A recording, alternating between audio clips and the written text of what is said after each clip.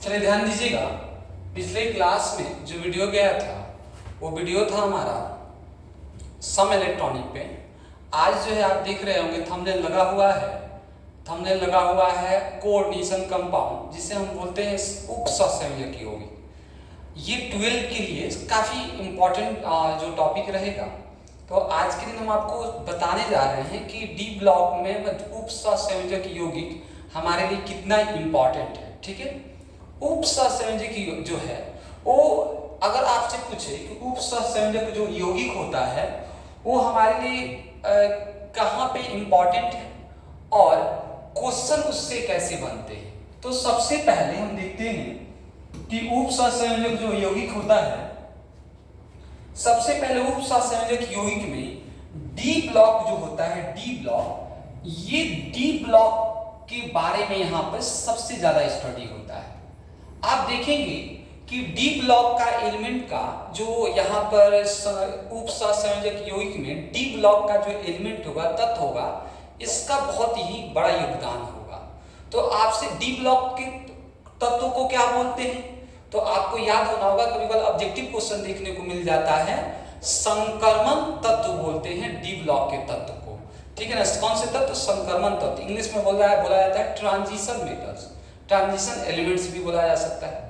अब आगे आते हैं, अगर सबसे पहली बात करें तो ये कोऑर्डिनेशन जो कंपाउंड होता है, कोऑर्डिनेशन कंपाउंड, कोऑर्डिनेशन कंपाउंड, आखिर इसका रोल क्या है? कोऑर्डिनेशन कंपाउंड्स, आखिर इसका नाम होता है उप सहसंयोजक, उप सहसंयोजक यौगिक। इसका रोल क्या है देखिएगा, तो आप पढ़े होंगे 11th क्लास में उप सहसंयोजक आबंध। क्या पढ़े होंगे? उप सहसंयोजक आबंध। इसको इंग्लिश में कहते हैं कोऑर्डिनेट बॉन्ड, मतलब रिलेटेड होता है, दो से रिलेटेड होता है, मतलब जिसके साथ ये जुड़ रहा है उसका भी इसका महत्व दे रहा है और अपना भी महत्व उसके साथ रख रहा है। आप बोलोगे कैसे सर कोऑर्डिनेशन कंपाउंड?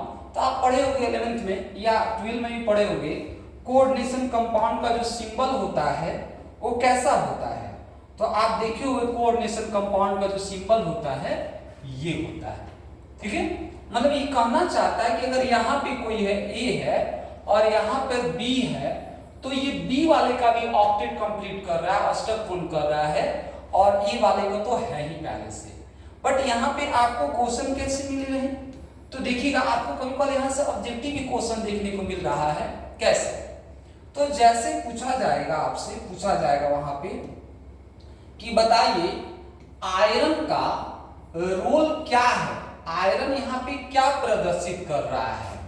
तो सबको पता है कि जो आयरन है इससे क्या बनता है? आयरन से ही बनता है हीमोग्लोबिन बनता है। क्या बनता है?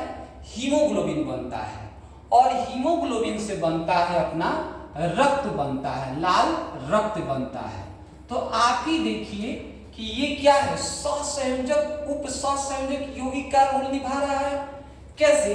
तो आप देखेंगे कि ये जो आयरन है, आयरन किसको बनाया? हीमोग्लोबिन को बनाया, और हीमोग्लोबिन किसको बनाया? रक्त को बनाया। किसको बनाया? रक्त को बनाया। तो ये क्या है? तो आपके एग्जाम में ये कैसे क्वेश्चन आएंगे? आपके एग्जाम में क्वेश्चन आएगा कि हीमोग्लोबिन जो होता है किससे बनता है? तो आयरन से बनता है। रक्त किससे बनता है? लाल जो रक्त होता है किससे बनता है? हीमोग्लोबिन से बनते हैं। तो ये क्या कर रहा है? कोऑर्डिनेट, मतलब कोऑर्डिनेशन कर रहा है, मतलब उप सहसंयोजक निभा रहा है। ये इससे भी रिलेटेड है और ये इससे भी रिलेटेड है कि नहीं है?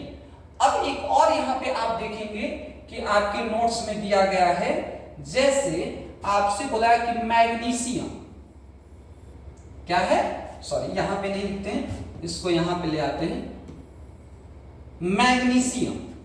तो मैग्नीशियम का कैसे उप सहसंयोजक काम करेगा? तो आप सभी को पता है कि मैग्नीशियम जो होता है वो क्लोरोफिल बनाता है। क्या बनाता है? क्लोरोफिल बनाता है। और क्लोरोफिल के द्वारा क्या होता है, तो क्लोरोफिल के द्वारा जो पत्ता होता है वो क्या होता है, हरा होता है। पत्ता क्या होता है, ग्रीन, जो लीव्स क्या होते हैं वो ग्रीन होते हैं, हरे होते हैं। तो आप ही बताइए कि ये जो क्लोरोफिल है, क्लोरोफिल किससे बना, मैग्नीशियम से बना। और ये क्लोरोफिल क्या कर रहा है, पत्ता को क्या कर रहा है, हरा कर रहा है। तो आप देखेंगे क्वेश्चन बैंक में या एग्जाम में आए हुए क्वेश्चन है कि जो क्लोरोफिल होता है वो किससे बनता है, मैग्नीशियम से बनता है। और क्लोरोफिल से क्या क्या होता है, तो पत्ता क्या होता है, हरा होता है। तो ये सबसे पहले आपको इंट्रोडक्शन क्लास में आपको मिलेगा कि ये आप देखेंगे आप, तो ये पहला पेज पे आप देखने को मिलेगा नोट्स में। अब आगे आते हैं कि कोऑर्डिनेशन कंपाउंड ये क्या है, आपको समझ में आया होगा मुझे जहां तक उम्मीद है। अब इसके आगे क्या पढ़ना है, तो कोऑर्डिनेशन कंपाउंड में यहाँ पे जब आप पहला टॉपिक देखेंगे तो पहला टॉपिक आपको मिलेगा साल्ट के बारे में। किसके बारे में, साल्ट्स के बारे में। साल्ट्स क्या, लवण है, जिसको हम साधारण भाषा में क्या बोल सकते हैं, नमक भी बोल सकते हैं, ठीक है, ये है। तो साल्ट्स क्या होता है, नमक क्या होता है। तो यहां पे आप देखेंगे इस चैप्टर में तो बताया गया है कि नमक को दो पार्ट में डिवाइड किया गया है। कितने पार्ट में डिवाइड किया गया है, दो पार्ट में डिवाइड किया गया है।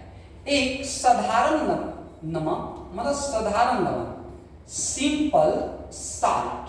कौन सा साल्ट, सिंपल साल्ट्स, यहां पे थोड़ा सा सिंपल साल्ट्स, और एक है यहां पर एडिशन सॉल्ट्स। कौन सा salts, addition salts. Addition salts को आप बोलते हैं योगात्मक लवण, और इसको साधारण नमक, साधारण लवण, और क्या बोलेंगे, कौन सा, योगात्मक लवण। अब आपको इसको आगे के बारे में पढ़ना है कि साधारण लवण क्या होते हैं और योगात्मक लवण कौन से होते हैं, ठीक है। तो आज के लिए अपना जो वीडियो होगा इतना के लिए बन रहा है कि आपको लगे। अब देखो इसमें क्या है, काफी सारा इंपॉर्टेंट बात है, ये पढ़ेंगे। अब यहां पर आगे बढ़ेंगे तो जब हम देखेंगे कि ये योगात्मक जो लवण होगा, कौन सा लवण, योगात्मक जो लवण होगा, ये दो प्रकार के होते हैं। कितने प्रकार के, दो प्रकार के। एक द्विक लवण होगा और एक जटिल लवण होगा। और जैसे ये द्विक लवण होगा आपको सब बताएंगे। योगात्मक लवण कितने प्रकार, द्विक और जटिल लवण। अब ये क्या होगा कि यहां पर सबसे ज्यादा हमको इस चैप्टर में जटिल लवण के बारे में पढ़ना है, ठीक है। तो आगे जब हम पढ़ेंगे तो इस चैप्टर में बहुत सारा पॉइंट आएगा, लेकिन मेनली आपको याद रखना है जटिल लवण के बारे में हमें स्टडी करना है, ठीक है।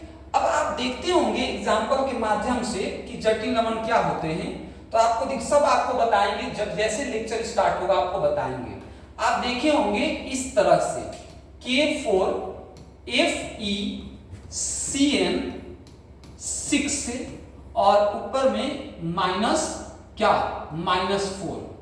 तो यही आप देखते होंगे एग्जाम में कि इसका आईपीसी नाम पूछता होगा। तो ये जो इस तरह से आ रहा है ना, इसको ही क्या बोलते हैं, जटिल लवण बोलते हैं, कॉम्प्लेक्स क्या बोलते हैं, कॉम्प्लेक्स सॉल्ट बोलते हैं, ठीक है। तो इसी के बारे में हमको सबसे ज्यादा स्टडी करना है। तो आगे जब हम पढ़ेंगे ना तो एक एक करके स्टडी हम करने वाले हैं इस चैप्टर में, ठीक है। मिलते हैं नेक्स्ट वीडियो के साथ। और ये चैप्टर क्या होगा, आपके दशहरा पूजा की छुट्टी में ये चैप्टर को अपलोड किया जाएगा, तो इस चैप्टर को वहीं पे आप कंप्लीट, ठीक है। मिलते हैं नेक्स्ट वीडियो।